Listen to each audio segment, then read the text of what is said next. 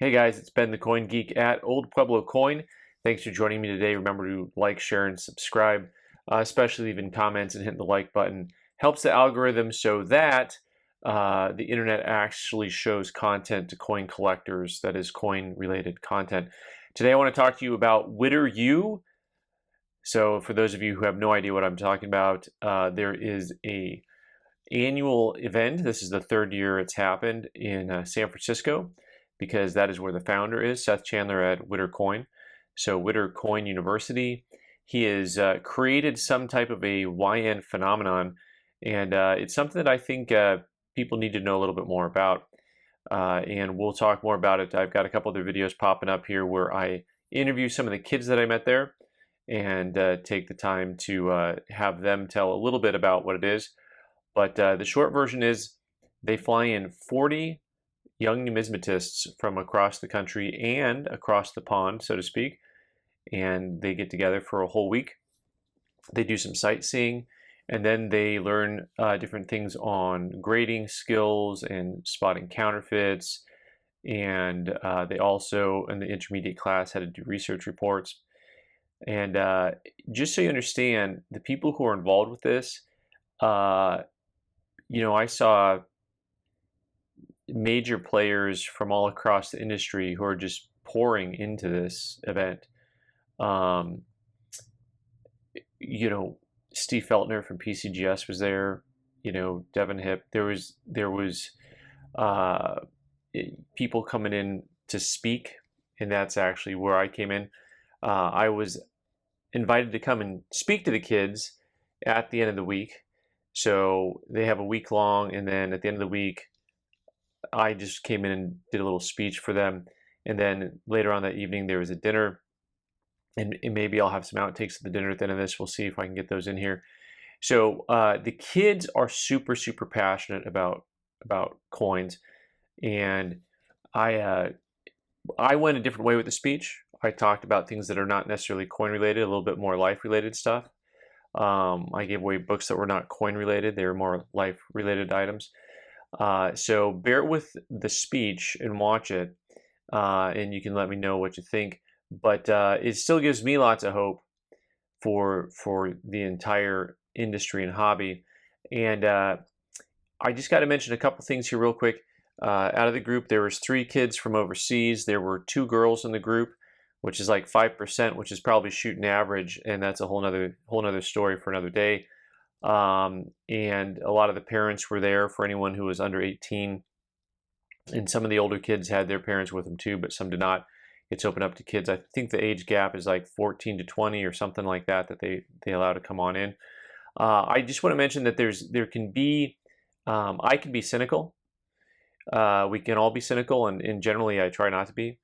And this event was very refreshing, because it's the type of thing that, for anyone who's cynical about this event, you need to show up and be there to see it with your own eyes, and you will quickly lose all cynicism. I had a mom there who said, "Hey, how do you do this?" And I was like, "What do you mean?" And so she was talking about giving away the book. She's like, "Is this some type of marketing strategy?" And I thought, "Oh man, no, that's the cynicism we all have, right? Where we look at something from a distance and we judge it, and we're like, that can't be on its face value what it is, right?" But this event is a bunch of very well known numismatists that have decided they want to make the hobby and keep the hobby alive and well. So that's a lot of talking already, and then you still got this speech to watch. There's a little Q&A in there. Some of the parents ask some questions, some kids ask some questions. So here is my speech at Witter U. Popular numismatic YouTubers out there, and overall, you're a really cool dude.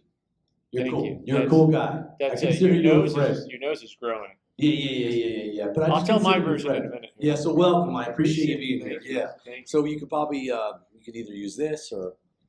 I don't know. It depends on how. Can people hear well in here, or should I use the mic?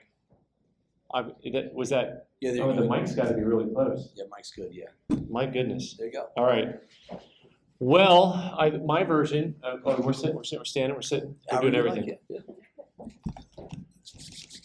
I don't know if I can talk about Seth in front of Seth because he gets very uncomfortable in public. Yeah, I'm boring. But my version of the story is I think maybe it's about 9 months ago, and Seth's like, hey, have you heard of Witter U?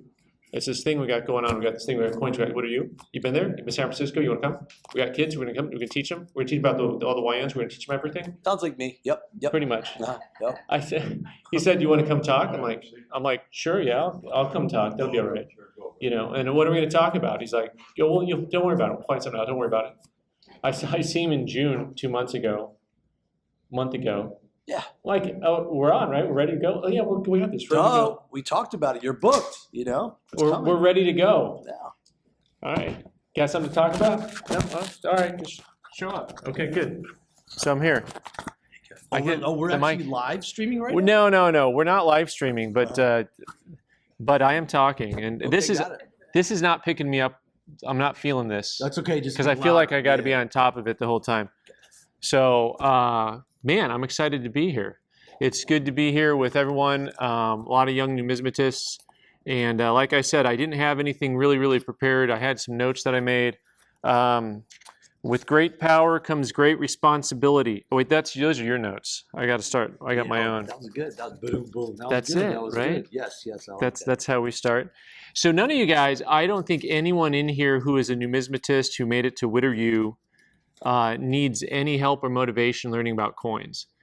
I think every last one of you, if I know you, which I do, because I am you, I know that you don't need any help learning about coins. So one of the things I want to say first of all is thanks to Seth for putting this on, but also to all the other people who came here to give their time. And I want you guys to recognize the time that your parents made for you to be here, whatever that looks like for them, because it's kind of a big deal to be able to just have your kids gone for a week. Some of you in another country for the first time ever, right? Tour, right? I know. First time in America. Where's Lucas? We got some other people. First time in the United States. Is that right? Awesome. Yeah. That's so cool. That's awesome. Very good. Very good. Just so you guys know, in your home country, we're not really an accredited university, so you really can't get college credits for this, okay? But you have certificates, right? Yeah, of course. Diplomas. Diplomas. Uh-huh. Yeah, you could get accredited. Yeah, maybe, but it could be illegal. We could get in trouble. Yeah. Maybe next time. Yeah. So what I want to talk to you guys today about is information and knowledge and wisdom and what the difference is. Information in our culture, in our society today, is about the cheapest thing you can have. Information is what? Is there anyone here who doesn't have a smartphone, right? Like, I'm waiting for anyone not have. Larry's raising his Larry has a smartphone. I know Larry has a smartphone. Don't pick on Larry. He's texted before. I've seen it. So information is cheap. Now, you may or may not know this. You may have to ask your parents or your grandparents. People literally used to make a living selling books door to door called encyclopedias. And these books were about this thick, and you would take up an entire shelf just with those books. And people would spend thousands of dollars just to have those books at home so their kids could have an advantage in life. And today, that's like irrelevant, right? You got Google, you've got Wikipedia, you've got all this stuff. And that's just like no big deal. No big deal. So information in our culture has become cheap, almost worthless. Now, knowledge is what you guys got this week. I mean, you got a lot of knowledge this week, right? Knowledge is when you have the information, but then you learn how to apply it. So you already like coins. You're already learning about coins, right? Now you come to a place where you have people with some more experience. It's kind of a short-term format here. You're here for, I mean, it's a big intensive thing, a week's a long period of time, but over your lifetime, a week's a small period of time. So you've got knowledge base that you're working on here when you get to meet experts and talk with them about, in this case, coins, but almost anything else in life, right, is knowledge based. You're going to go to university, probably, one that might be accredited, possibly. And I'm not, let me be really clear, I'm not talking out of going to university. But let me say here also, universities are a place for knowledge. Universities are not a place for wisdom. You really won't find it there. You really won't find it there. And I think when you come in here and you sit down and you meet these guys like Seth or whoever else is here during the week, Jim, you had all kinds of guys in here. Oh yeah, but good lineup, yeah. But all these guys who are in here, I see some guys in the crowd too who are veteran coin dealers. Every last one of them, I know some of their backstories a little bit, and a lot of them had time that they spent at coin shops, right? So, and you ended up having what I would call a mentor relationship. So for you guys out there who Seth, you're one, right? Yeah. You had the mentor. Mentors are everything. You can think of who it is, right? Yes, right yes. away. Yep. Emery Robinson. He knows right away. Yep. Right. Second dad.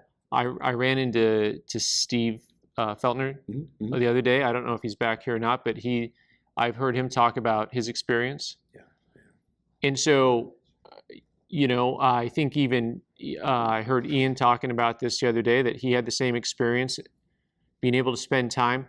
Now, here's the thing. When these guys are in a coin shop and they're working on coins all day long for 8 hours or whatever, you may be thinking, well, these guys know a lot and they are where they are today because of what they learned in a coin shop, because of their knowledge or because of their information. And there's a little bit of truth to that, but I think that everyone here who's had that mentor relationship will tell you that they never could have predicted where they are based on that relationship. That the thing that actually got them here, the thing that they learned, was not actually knowledge. It was actually wisdom. And when you sit down and you spend 8 hours a day in a coin shop, you're not going over the diagnostic differences in SVDBs or in three-leggers or how to spot a counterfeit. You're not sitting down for 8 hours a day studying coins. What you did here was a little bit more of looking at coins all day. When you're there, what's happening is when you're 20 and you've got an 80-year-old that you're talking to, you're learning things that you can't be taught anywhere else. You're learning wisdom. And that is something that, that message may be a little high level, but it's really important that you understand that when you listen to people, when you take the time to listen to people who are older than you, who have experience in different things, you're gaining something naturally. It's almost a little, I don't go all hoodoo voodoo on you. It's almost a spiritual thing. You learn things without knowing it. You learn things without knowing that you're learning. And you learn the things that you can't learn at a university, that you can't learn anywhere else, because it's cool that you know how to grade a coin, right? An SVDB, right? It's cool that you know how to tell if it's authentic or not. But what happens when an 85-year-old woman who has it in her collection doesn't know what she has and brings it into you at your store? How do you treat her, right? How do you treat that person? That's wisdom. That's something that you gain in lots of different ways in life. And a lot of it has to do with generational stuff. And so you can learn it at a coin shop, but you don't have to learn it at a coin shop. And so one of my other messages, besides just wisdom in general, is you don't have to work at a mega corporation. You don't have to work at a grading company to be a great numismatist. Now, I have thousands of people that I meet on a regular basis who are fantastic numismatists. They don't have a coin shop. They don't have a coin show podcast. They're not at NGC or PCGS, they're not, but these are collectors. These are collectors. And some of the finest collectors and numismatic minds I know are guys that they didn't necessarily follow the path of, I'm going to be in a coin shop or a coin dealer. They went to school, they got their degree in whatever they were really passionate about. And, they put money aside and they put together a list. And man, I learn every day from people who have a lot more wisdom than I do about their coins. A lot more. We'll go back to knowledge on this one. But don't feel like you have to go into a major firm or something to be a great numismatist. There's nothing wrong with going to those places, just like there's nothing wrong with going to an accredited university. Although Witter University has better swag than most universities. That. That's a known quantity right there. Mm-hmm. So, but I appreciate where you're going with this because, it's more about like working with people and dealing with human beings. And, I learned a lot working in a coin shop. About 90% of what I know about business, I learned I'm not getting from 13 to 18 years old. Being in a shop, being in an environment. You're not going to listen to old people, but you really should. They really are wise. Every old person that I get around that's like 80, 85, 90 years old, I just start asking questions. And that wisdom they share, I try to incorporate into my life on a daily basis. But, he's been bringing up some good points just about, how to be a good person and stuff. And a lot of that you can learn by just working in coin shops. To be a great numismatist is not this fixed path. You can find it in many other avenues. Yeah. So it's some great points you're bringing up. And you can be. It's hard when you are a teenager to think about time in a way that helps you understand that you can do something now for a full decade and then recreate yourself completely for another 5 or 10 years. Because, a decade plus 5 is like your lifetime, right? So for some of you in here. Mm-hmm. But other people you get to meet and you get to see that they've recreated themselves several times. Like I'm always fascinated when I talk to people in the coin industry that it seems to me like they've been a coin dealer since I was born. And then I talk to them and I find out, oh yeah, well, they're really well-rounded because first they were a whatever contractor or, mm-hmm. You learn all these other skills in life that actually end up applying to parts of your numismatic journey. So that's kind of a important lesson in life to just know the difference between information and between wisdom. Yeah, it's important. Mm-hmm. So a part of that is I have some books here for you guys. Are you guys all going to be at the show tomorrow? Yeah, okay. Because I don't think all the books came in, but I have completely non-numismatic related books to give to you. But all of them are very much so outside of the realm of what you would normally see. Once again, not to pick on universities or anything, but I know almost no one who's gone to a university and got wisdom. I know lots of people who've gone to university and they got knowledge. They got the information they needed to become a doctor, a nurse, lawyer, whatever it is, whatever they have to do. But what's fun is when you find something that it challenges you, right? And so, and something that's outside of the box. Universities aren't designed for that. They're mostly designed to just like, this is what you think and this is how it is. First of all, Mike Michalowicz, Profit First. Mike Michalowicz, anything that you pick up from this guy on business is a good book. So for those of you who do want to be in business by yourself right away, as a numismatist, consider picking up that book.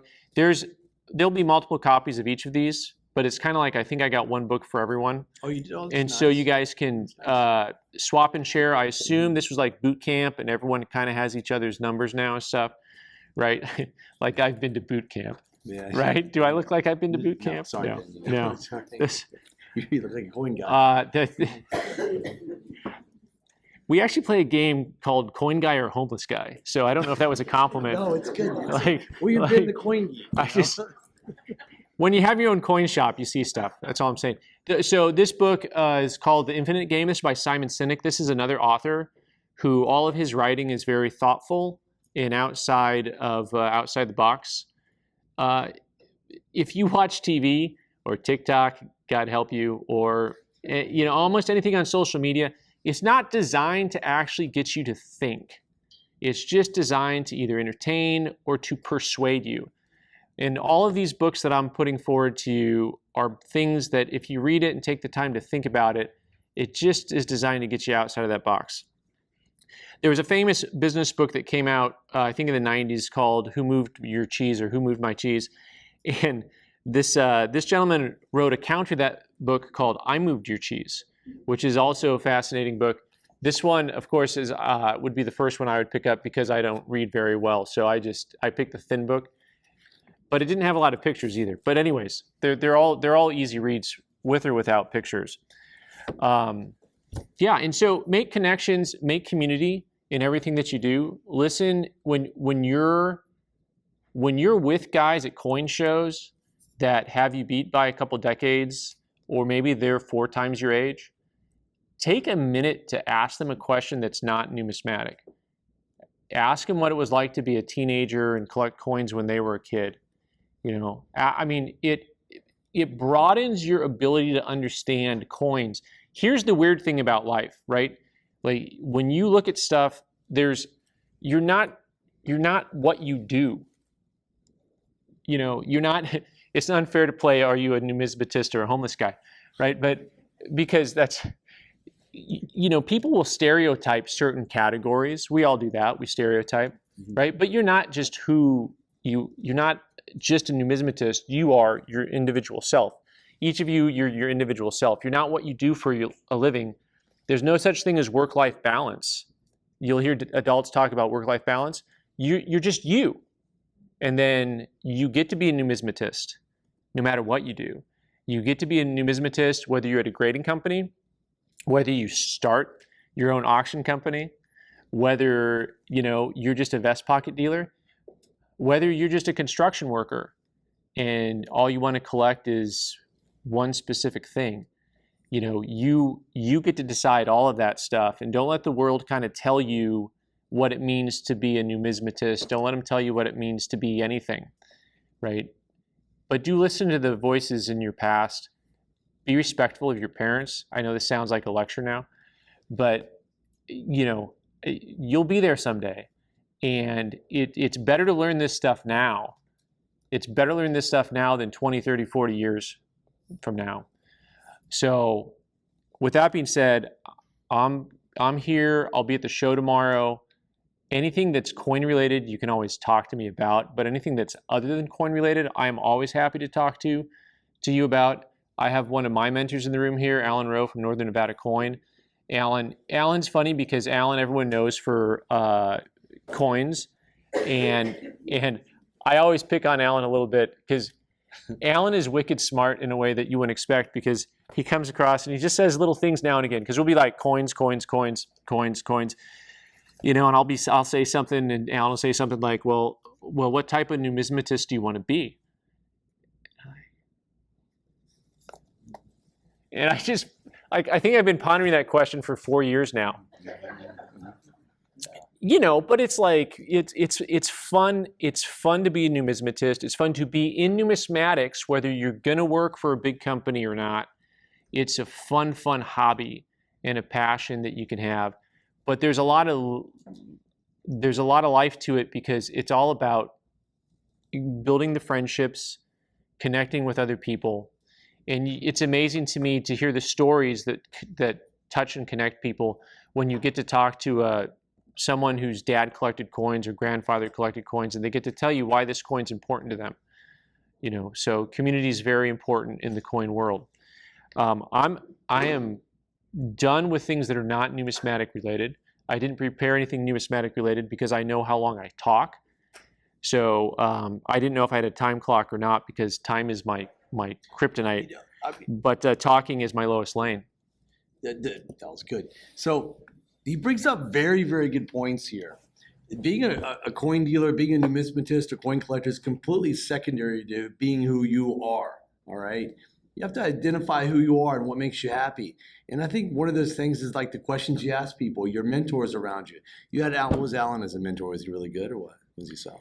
We know the nice thing about, we had that relationship where he was, 500 miles away. Yeah, gotcha. So it was one of those. Yeah. But it's good that way though, because you can always ask questions. But he would always help me with coin stuff too. Yeah. I mean, showing me coin stuff. If I would ask a question, sometimes he'd just tell me ahead of time. He's showing me a coin and be like, okay, look. And he would point out, what am I looking at? Right. What am I looking for? Right. And so how to train your eye. All that type of stuff. This is cool. I mean, here we are. It's like Alan's randomly in the room. I invited him, and here you are. It's your mentor. It's cool. It's a very, very small world. find your mentors. And as you see other people in the room that have a lot more experience in age, ask them random questions. Like Alan lives the good life. He goes these great hunting trips and all that. Ask him about things like that. Be a well-rounded person. I know you kids like to make fun of me. You asked me, Seth, what was it like growing up in World War I? I'll tell you. But you know what I mean? Just have fun. Ask these grown-ups a lot of good questions. And if, oh, yeah. I think I got a question coming from the back. Go right ahead. Talk to us about the wisdom of failure. Oh, failure? Oh, man. Got it. Yeah. So failure is just the thing that you build your life around, right? Like if you never fail, then you are the person who on America's Got Talent gets up and can't sing and think that they can. You're in a delusional land. Life is full of failures and setbacks, and it's painful. But you just got to remember to get back up and keep going. But failure really guides your life in good ways. Mike Tyson said it best. We all have a plan until you get punched in the face. But I think he said it more like, yeah, we all got a plan until you get punched in the face. Yeah, there you go. That was good. You gotta fail. It's important to fail. That's how you learn. For those of you who tried to get that Morgan dollar upgraded or cracked out and came back to the details hole, or did you learn? Did it shape you for the next round? You gotta keep failing. Go ahead. And I would like to hear the wisdom of failure in your own experience, a personal anecdote. So, she's asking about failure in my own life. And so, depending on how you define failure, right, there's lots of different ways to define that. But preconceived notions create failure all the time. So this gets back to the general topic of what I'm talking about with learning stuff, because if you have the preconceived notion that life's going to be good when you own a coin shop, and then you own the coin shop. So I've worked at Old Pueblo Coin for 25 years. In 2017, my wife and I bought it from my other mentor, the retiring Mr. Coin Man, he was founded the shop in '82. He was leaving. And I thought, man, I'm just going to roll out of bed and I know better and I'm going to own this coin shop and life's going to be awesome and easy. And OMG, was I wrong. It was such a pain in the rear end. I tell people all the time, if you think you want to own a coin shop, think again. It's tough. It's just tough to do, and you get to make some decisions. I can find all the coin shop owners in the room right now because they're all starting to laugh a little bit, or they've been through it. And so, but in a way, it was a failure when I took over the shop because it wasn't easy and it wasn't fun. It took the joy out of coin collecting, But you be open-minded about where your life can go, and man, you have no idea. 18 months ago, I never would have imagined I'd be here doing this. And so there's always that passion. The thing that kept me going was just in numismatics, I love it. I love coins and love coin collecting. And so I'm really excited to be able to be at this event, and I see lots of things changing in my future. But I've tried to let go of my ideas of where life has to go and have an open hand and just see where life will take me. And it's not to say that you don't plan, but expectations have a lot to do with disappointment. All right. Did we have questions from any of the attendees that are not adults? Not that I don't mind the questions. No. And it can be coin related, but that's yeah. What would you say about plateauing, whether in business or in personal life? Plateauing. Okay, so I'm gonna take your question a little bit sideways and say that in American culture we believe in retirement, and retirement's a completely made up thing. This gets back to the work-life balance. If your goal is to just work your tail off, to be tired, to not have to work, then you'll never be happy, right? So in life, if you feel like you're plateauing at something, sometimes you just need to take a vacation and look around and see, like, is this really where I should be? Because I can be somewhere else, but you got to give yourself permission to be somewhere else. But no, I felt that plateau a little bit, and then it's like literally a vacation. This sounds strange a little bit. I was walking in the woods and on the beach yesterday, and man, I feel great. It's also not 110 degrees here, which is what it's like where I'm from. So That's in Fahrenheit. Okay, just so we're clear. Thanks for the question. How'd you get into coins? I got into coins. The question was how to get into coins. I got into coins the same way a lot of people did. I was exposed to coins at a young age.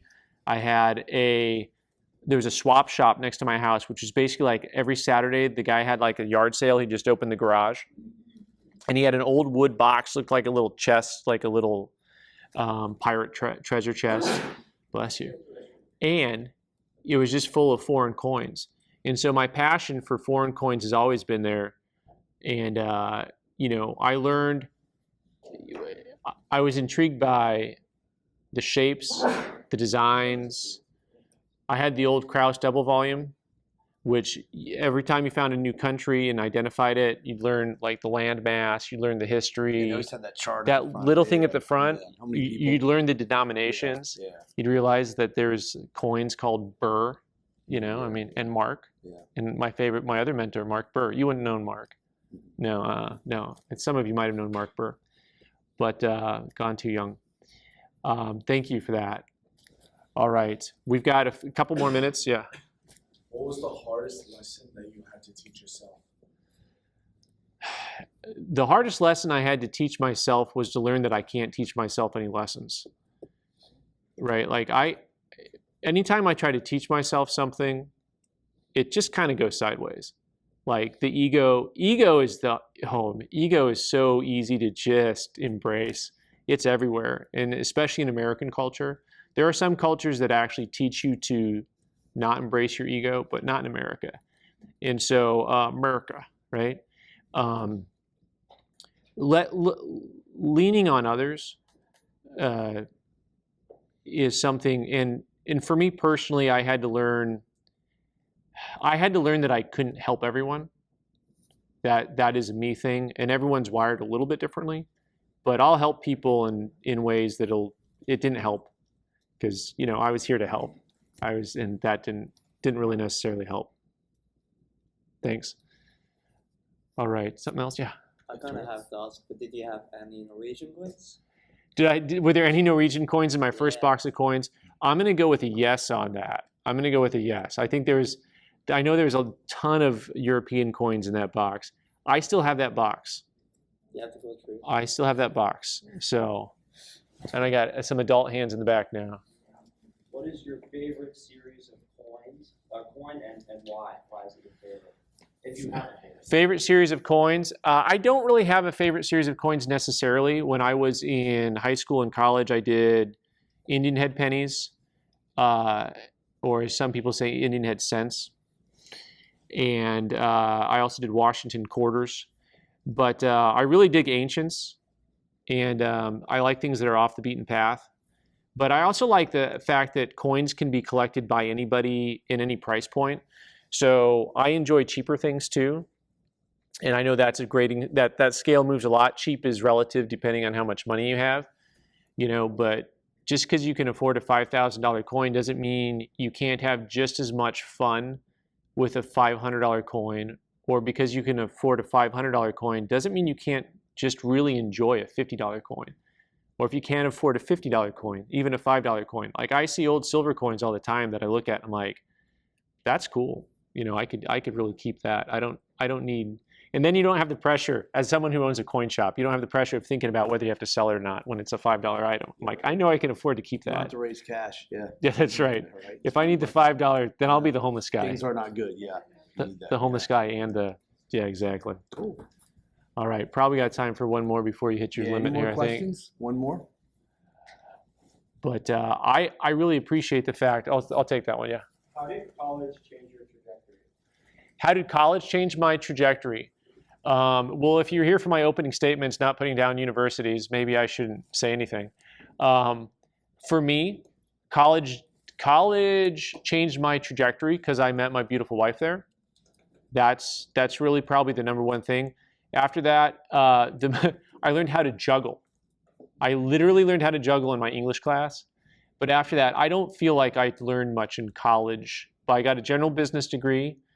The reason I'm giving books to you guys, anyone who wants one, is because a lot of the wisdom that I have found have been from not college.